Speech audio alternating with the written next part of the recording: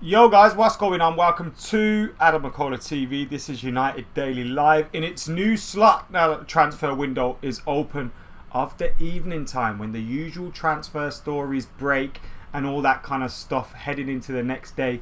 We will be live here on AdamMcKola TV with United Daily Live, giving you all the latest transfer news, rumours and all that good stuff. And because the Premier League season finished yesterday, Sunday, United sealing Champions League football, the newspapers and all the gossip went into overdrive throughout today, talking about Jadon Sancho, Jack Grealish, Chris Smalling. Loads of different players have been spoken about today, and we will be finding out what is going on with that, as well as checking out the latest news stories that are breaking ahead of the newspapers being released in the morning. So welcome to AdamMcKola TV. Make sure you're clicking that subscribe button, liking, commenting, sharing and joining if you can as well. Click that join button and become a member of AdamMcKola TV to support the channel and get a little bit extra out of the channel as well. So make sure you're doing that. And yeah, we're here to bring you the latest news. Now, obviously, Jadon Sancho is going to be a topic of discussion throughout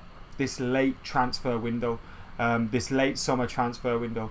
He's going to be the main topic of discussion, and I wouldn't be surprised if this drags on a little bit. And one of the reports coming out today, so United will not bow to any kind of pressure put on them by Borussia Dortmund in terms of deadlines for Jadon Sancho, and giving them, you know, if you don't sign him by then, the deal's off, or if you don't sign him by then, the price is this.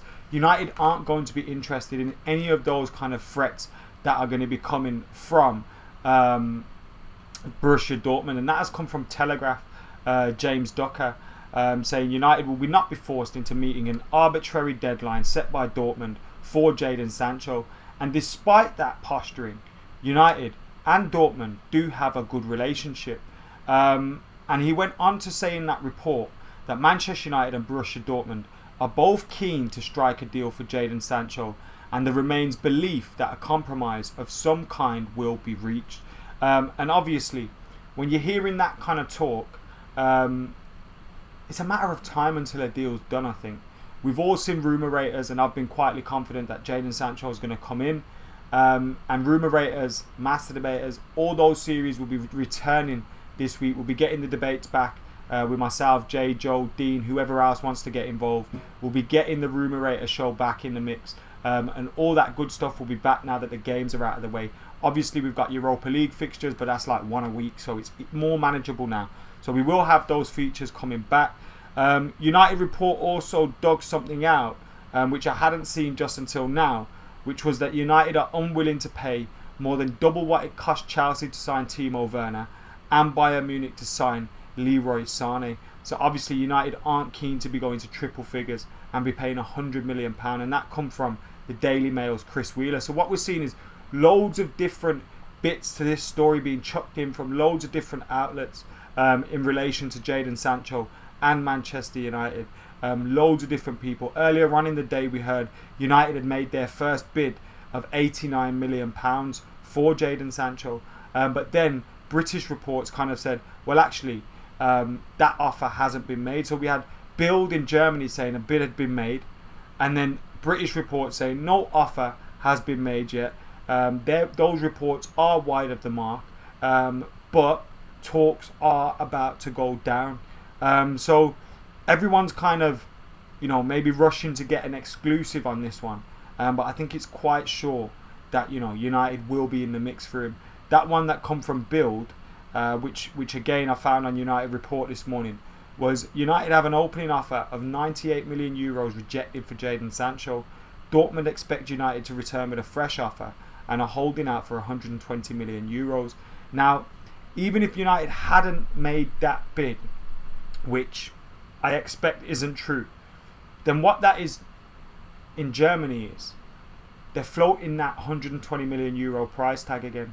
They're pushing that out there again. So you've got to look at why these things are being said. We saw Andy Mitten the other day brief that United were looking at Kingsley Coleman, I think it was. And then German reports immediately come out and say, well, actually, that's not true. And both of those reports could be true in a sense. Now, Bayern Munich and all those reps could be saying Coleman's not for sale or he's not going anywhere. And that is probably bang on. But Andy Mitten's probably being told by someone close to United that United are after Kingsley Coman. Now what this does is that puts Kingsley Coman's story into the press, and it makes Dortmund think United may be after somebody else, because they will be seeing those rumours and things like that as well. And it's United bidding by press. We've seen it for a long time. Maybe even from last year, we've seen United and Dortmund, kind of bidding by press, and people coming out and saying he's for sale, he's not for sale, he's going to be let go, but only if the price is right. The coronavirus pandemic isn't going to change their price tag. We've had them saying all these different things, and you've got to just see, if you sift through all of it, and there's going to be a little bit that ain't true, some of it that is true, the main crux of it is United are interested in Jadon Sancho. Jadon Sancho wants to leave Dortmund and head back to England, and United are ready to make a bid. What that bid is going to be, who knows. United are obviously going to be looking to try and get a deal. We're not going to have as much money as we maybe expected to have in this summer transfer window after the coronavirus pandemic. So we're going to be looking to try and get money off the deal. We probably also think, actually, like we saw with that report there from Chris Wheeler, if United are looking at the prices for Leroy Sané, the prices for Timo Werner, potentially Kai Havertz, United are going to be thinking, actually, come on, Dortmund, you need to be playing the game now, because the market has changed. Dortmund can no longer be demanding fees such as 100, whatever it was for Ousmane Dembele. I've forgotten, because it was just ridiculous. They can no longer be demanding those fees, and I don't think they will get over £100 million, to be honest, with add-ons. Maybe the fee up front will be around £70-80 million, and then there'll be a few add-ons somewhere along the line. But I can't see them getting the 120 million euros that they want. Not at all. But I do think we're just going to start to see now United and Dortmund via the press kind of having this battle, and then United will eventually go in with a bid. It's probably going to be very similar to the Harry Maguire dealings, the Aaron Wan-Bissaka dealings. We know the player wants to join Manchester United.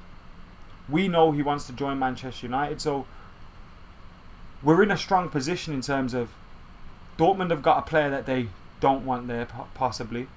Well, sorry, not that they don't want there, that doesn't want to be there, sorry.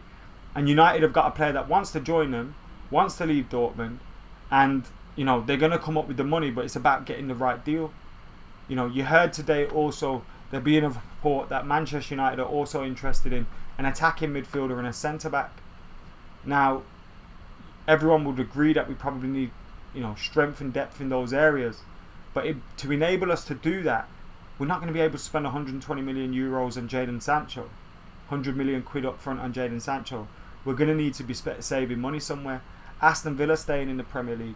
We're hearing Jack Grealish being linked to Manchester United, and with Jack Grealish being linked to Man United and Aston Villa staying up, if United actually want Jack Grealish, Aston Villa staying up means that the price is going to be a little bit higher now, or potentially could be a little bit higher. So again, they're going to be looking to save money elsewhere on any potential deals, and trying to get the right price. And with these players wanting to leave, it being clear that they want to leave, it's just, I think United are going to just wait it out a little bit and get involved in these protracted sagas. Maybe it'll go 2-3 weeks down the line. I'd like to be pleasantly surprised and see United be very swift and active in their decision making, but remains to be seen. As we said, according to the Telegraph, Man United will not be bound by any artificial deadline in the pursuit of Jadon Sancho. There remains a belief that a compromise will be reached, with both teams wanting to strike a deal. That is according to the Telegraph. Got that little graphic there that I've got in front of me from the Stretford Paddock website. Make sure you're following us on Instagram, on Twitter, on YouTube, subscribing as well. We had a season review part 1 go up from the pissing rain outside Old Trafford, so make sure you go and check that out with me, Jay, Joe and Steve on that one. According to Paul Hurst of the Telegraph as well, going through the Paddock tweets, Jack Grealish is fearing that he could be priced out of a move to Manchester United after Aston Villa slapped an £80 million price tag on their captain. It appears transfer saga number 2 is well and truly underway, says Paddock in a tweet. And this again, we're probably going to see Jack Grealish now have to start pushing for this move with Aston Villa.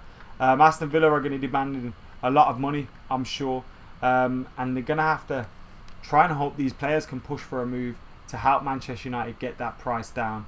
But those are the latest rumours in relation to Jack Grealish and Jadon Sancho's potential move to Man United. You all know I want both of them at the club. I want Jack Grealish. I want Jadon Sancho. I want a centre-half as well, so I'm happy to hear those other rumours. I do think we could strengthen in midfield, but I think Ollie will go with the thought that, and I think it's fair, that Fred and McTominay can possibly improve next season. McTominay possibly learn a little bit off Nemanja Matic in that role, in the defensive midfield role. But I do think Ollie's probably going to look at, utilising them a little bit more throughout the season, and hoping we can get through maybe to the January transfer window next summer without having to invest in a holding midfielder. Obviously, by that point, we may be in a position where we're moving Matic on or whatever, who knows. But I think we're going to try and get through to that point, get a right winger, get an attacking midfielder, and hopefully get a centre-half as well. And if we do get that right winger, it means Mason Greenwood becomes a backup striker. So you've got Greenwood, you've got Ighalo as backup. Obviously Greenwood can rotate with left, right, centre of the front three, and you'll go till January with three strikers: Martial, Ighalo, Greenwood, and then obviously from January, unless Ighalo extends, you'll have the two strikers. Maybe you'll look to invest there. That's if we did that, but I can't see us looking to get a striker. I can't see us getting a holding midfielder. I think we'll make 2, maybe 3 signings. I think we'll see United sign Jadon Sancho, and this one will drag on a little bit. I'm thinking a centre-back might be a possibility, and then we hope that we can get a deal done for Jack Grealish. But Jack Grealish is probably the one that I'm confident of, but I'm not as confident of. Like, I think we're interested in him, but I can see us trying to walk away from that deal and maybe go for a cheaper alternative if Aston Villa are trying to hold out for a ridiculous fee. I think Jack Grealish is not worth more than Bruno Fernandes. You know what I mean? We paid around 45-50 million for Bruno with add-ons. That will take it up to 60-65 million. If you get a similar deal struck for Jack Grealish, 40 million up front, a few add-ons here and there, Aston Villa, they're going to want to show probably a little bit of good faith in Jack Grealish. He's hung around there, kept them in the Premier League, got them up to the Premier League, kept them in the Premier League. So maybe they'll give a little bit of leeway on the price. Now that they're staying in the Premier League, they don't probably need the money as much. And you might see that happen, but he's the one that we could probably miss out on, if any deal is going to be missed out on. Doesn't Partey have a 50 million release clause? Pay it, says Sean Ralph. There's been rumours today linking Arsenal with a 25 million euro bid, plus some extra money, or I think it was a player or something like that. They can't go above that, and Atletico Madrid want the release clause. So it looks like that's what's going on in relation to Thomas Partey rumours at the moment, but he's not been linked with a move to Manchester United. What's going on in the comments? LPFM28 says Grealish is overrated. I massively disagree with that, but there you go. He also says James Maddison. He or she says James Maddison. James Maddison is apparently very close to signing a new deal with Leicester City. Do you think we're buying anyone from the 3 teams that are going down, like Sarr, Ake, Campbell? Ake's been linked with a move to Manchester United. It's not one that I see happening, but it wouldn't surprise me if it did. I can see there maybe being some other clubs that are at the front of the queue for him, and we'll just maybe sniff around if he's available on a cheap deal. But then again, rumours are we're in for a centre-back. Is Ollie seeing something in Nathan Ake that maybe I'm not? Who knows? Ollie knows more than me, doesn't he? Van der Beek would cost 40 million, says Chadwin. Yeah, I know. And when you've got those kind of possibilities available on the market, I suppose you can use that with Aston Villa as well to get the price down. There's talk about Wilfried Zaha leaving Crystal Palace today for 40 million or something like that. If that's the effect that the pandemic has had on a player that could have went for 70 million last summer, or in January, then you've got to say that Jack Grealish's price is going to be coming down too, to probably around the same amount. As much as I'm a big fan of Jack Grealish, massive fan, Time to strike while the iron's hot, says Callum.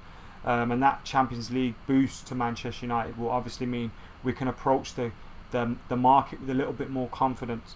Morning from Tasmania, says Wazowski. How you doing, mate? Hope you're doing well. Grealish is a baller, says John. How you doing, John? Hope you're well. That's my cousin. Would you get Donny van der Beek instead of Grealish? Personally, no. But if we get priced out of Grealish, then I'd go for Donny van der Beek. I'm a big fan of Jack Grealish. Rebecca says, you just know any of our transfers are going to drag on. Nanu Mia wants Ndidi, please. Can't see Ndidi being allowed to leave. Leicester City is a big part of their team. And I can't see him being allowed to leave at any moment soon. Guys, get hitting that like button. Get commenting. Get sharing. Get subscribing. Get joining as well if you can. You may have missed the first members only live stream that we had on over the weekend. But you have still got the exclusive video coming up this week as well for the members only. We've had 3 other members only videos which are already up there, which you can go and check out as well. And you get other benefits when using the channel. But if you can support the cause, get clicking that join button like over 100 people already have. I would go for Cantwell, says Leo EPD. Angus says United don't do quick transfers. Doesn't seem to be any confidence in United doing the business at this moment in time, is there? We need Skriniar and Grealish, not Sancho, says Bruno. I can't see Skriniar being the one that Manchester United sign. Legs of a centaur, says Callum. And I'm sure he's talking about Jack Grealish's juicy calves. So just to update you guys, there were reports this morning from Germany that Manchester United had a bid of £89 million knocked back for Jadon Sancho, or 89 million euros not back for Jadon Sancho.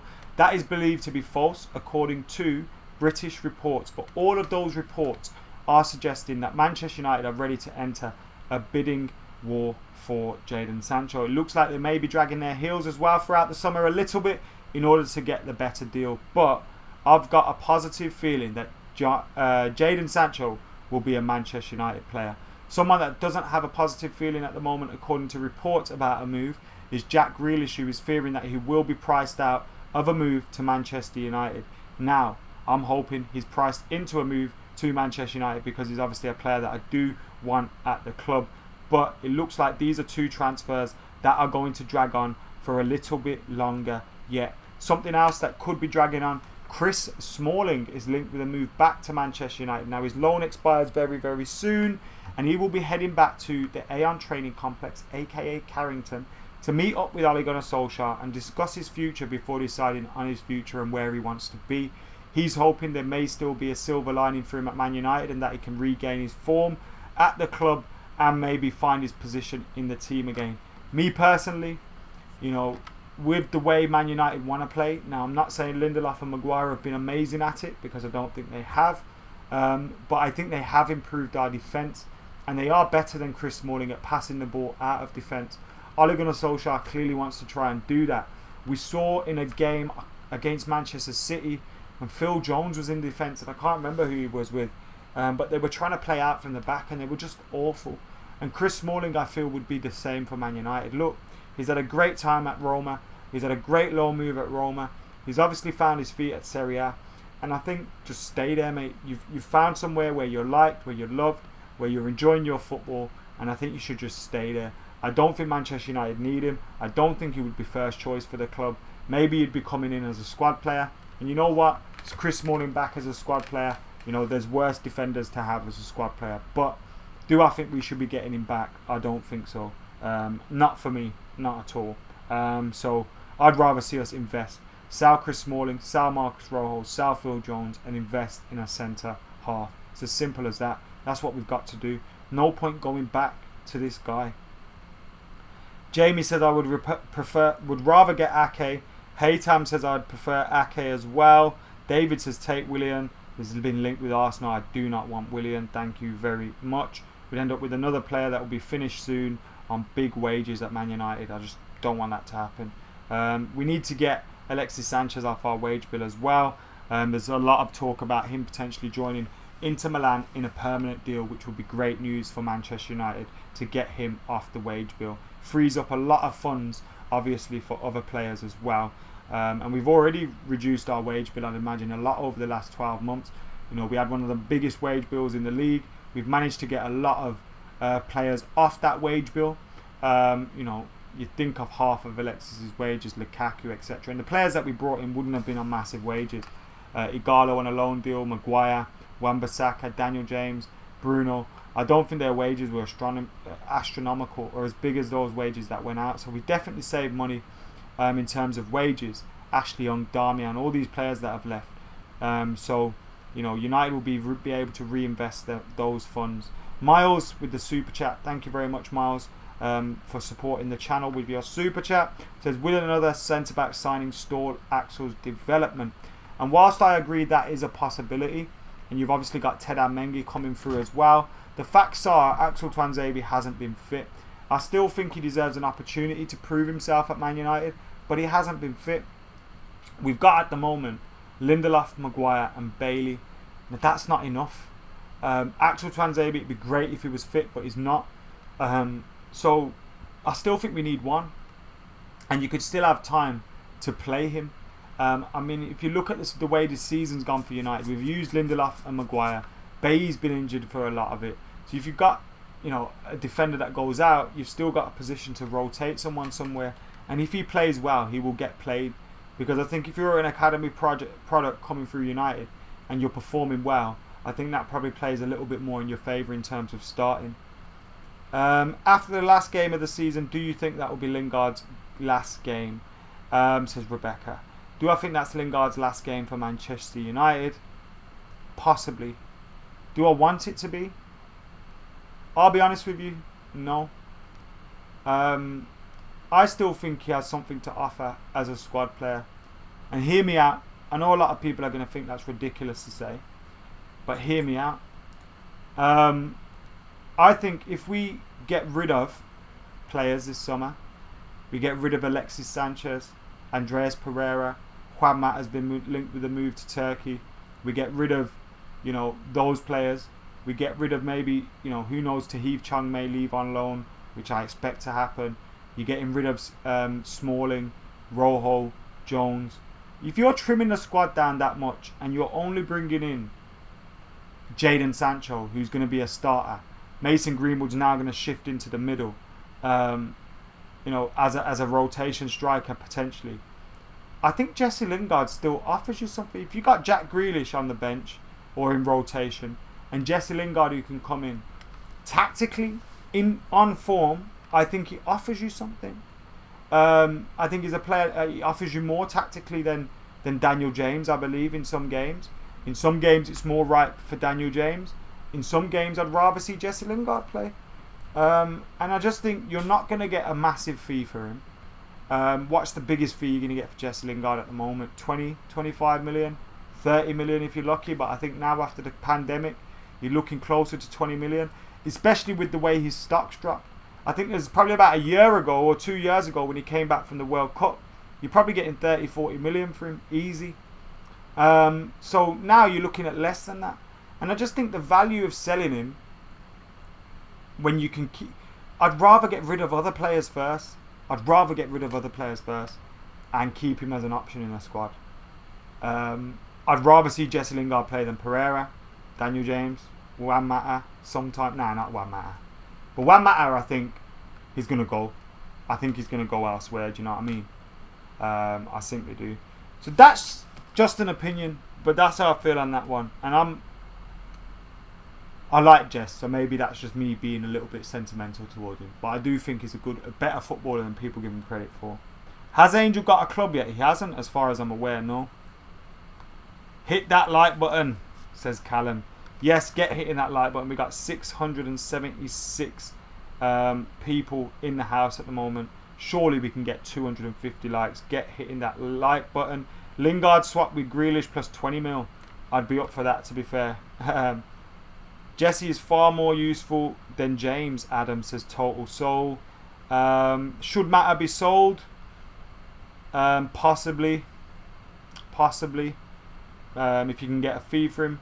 I think he would want to leave, to be totally honest with you.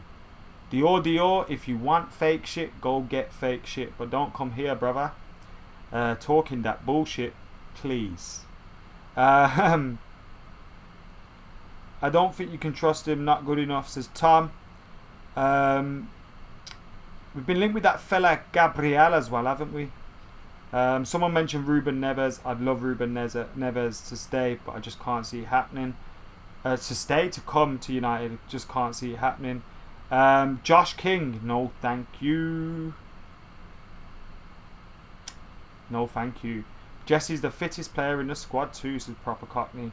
What do we do with the goalkeeper situation, says Ross Murphy. There's a talk today about Chelsea offering 55 million for Dean Henderson. I'd be tempted to just chuck that at Jack Grealish, to be honest. But serious talk, it cost us more than that to replace David De Gea. And I think Dean Henderson is the replacement for David De Gea. But not yet. I still stick by give Dean Henderson a new contract. Allow him to go to Sheffield United. Have another season there. Come back next summer ready to fight David De Gea for his spot. That's what I feel about that one. But let me know what you guys think in the comments below.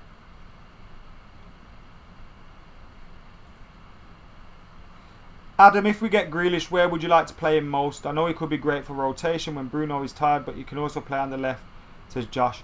I agree, Josh. I'd like to see him play left, right, in the middle. He'd be one of those players that can play anywhere, everywhere. He does it, and it's not one of them things that would affect his play. Like, you know, when they say, oh, John O'Shea forgot where he played because he just played all over the park. Like, it's not one of those things that would be detrimental to him. Like, say, when it was Wayne Rooney possibly sacrificed himself too much for the team. I think with Jack Grealish, if you put him out wide, he'd still drift in. You'd look at United. When you hear about Martial and Rashford and Greenwood talking, they love a rotating side and a rotating strike force. So I think they're going to continue doing that. And Jack Grealish could be a big part of that. Whether coming in as a rotation for Pogba or Bruno, or Rashford or Sancho, or fighting for their spots as well. Because we've got to have competition. Imagine, we're not going to imagine, we're going to have Champions League games Tuesday, Wednesday, league games Saturday. We're going to need the rotation there. So, go get it. Go get it. Why would he want to be back up when he can be on first team with Villa, says Camario? Did Riyad Mahrez think that when he went to City from Leicester? Why do people only say these things when it comes to United? I don't get it. Jack Grealish would rather play 40 games a season for United, challenge for trophies, play in the Champions League, than be playing 50 games for Villa, captaining the side and battling relegation. Let's be real. This guy needs to be in the Champions League. It's as simple as that. We can offer it him. He can be a big part of that squad. A big part of that squad. Declan Rice ain't happening. That's too much peas. Too much peas, and I don't think he's worth the price that they would want. But yeah, there you go. Anyway, let's end this video. If you're going to get in your super chats in, your times to get them in is now, because we're locking this off in a couple of minutes. But what's the date? Is it the 25th, 26th, 27th today? Right. Super chattage. Super chattage. On this day, on Wednesday the 27th of July 2011, Tory Man United overcome an MLS side's All-Stars side 4-0 at the Red Bull Arena in New Jersey.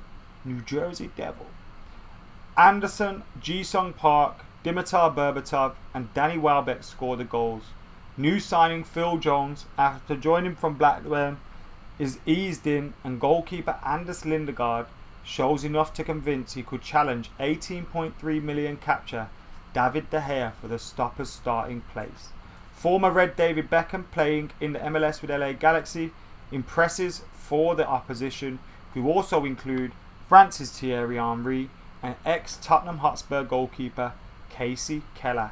Anderson, Ji-Sung Park, Dimitar Berbatov, Danny Welbeck scoring on this day, 27th of July 2011, against the MLS All-Stars in a 4-0 win against a side that featured Thierry Henry and David Beckham.